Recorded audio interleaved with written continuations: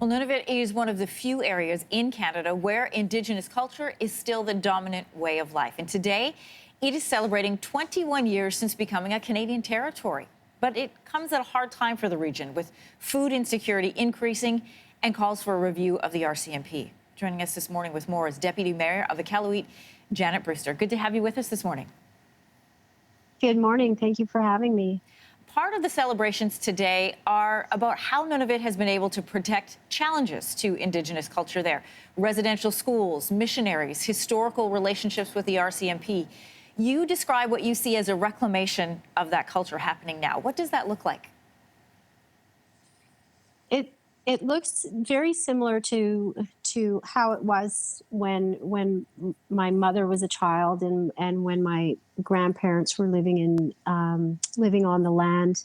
We're seeing people continue to spend time out hunting, out fishing, focusing on reclaiming Inuktitut by building each other's skills, whether it's sewing or through the arts.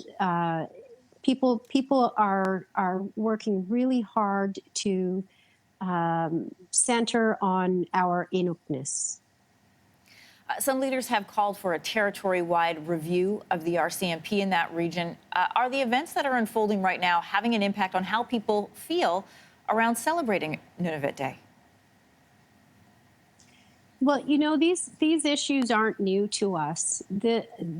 Our communities have been living in trauma and in crisis since before Nunavut came to be. And so now having a leadership that is able to focus on systemic racism and systemic violence and call for action and change is actually quite hopeful. It doesn't change the fact that people are still experiencing high rates of violence and systemic racism, but it makes one hope that time is near the end. Brenda, if I can, I want to highlight some of your efforts. You are not only the Deputy Mayor of Iqaluit, you've also led a Walk of Hope aimed at raising money for cancer research. You're also the Executive Director of the Nunavut Arts and Crafts Association.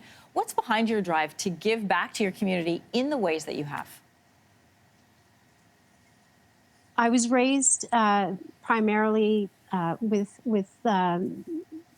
access to my grandparents. My paternal grandfather was lost his leg in the Second World War and gave to his country and expected that of me. My maternal grandparents, actually, I spent the most time with, and my grandfather used to wake me up every morning and ask me what my plan was for the day. And I would tell him, and then he would ask me, what's your plan for giving back to the community?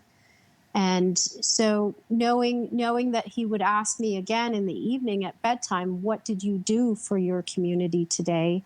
I made extra efforts to have something positive to tell him at bedtime so that he would be proud of me. I love that story.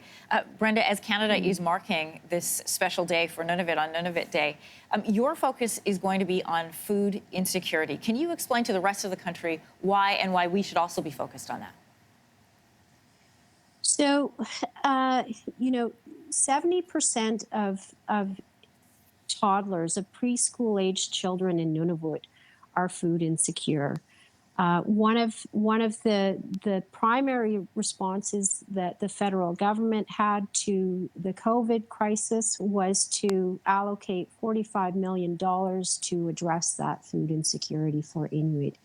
Nunavut has received $22 million to address that food insecurity, and so we have been working hard to distribute food hampers, to distribute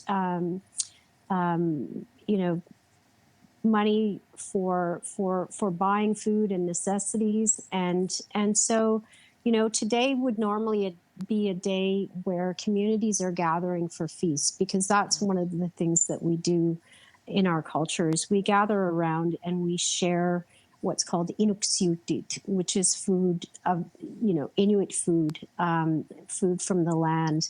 And so this year it's going to be quite different because there won't be the large gatherings. But what we've done is we've ensured that community members have healthy food baskets. Everybody has something to eat today, with, we hope. And hopefully that will give people the opportunity to celebrate with their families in a smaller way. Brenda, I want to thank you so much for joining us today. Something important to remember. Thank you. Thanks for watching. If you like this, be sure to subscribe here. And you can check out more Your Morning videos right here.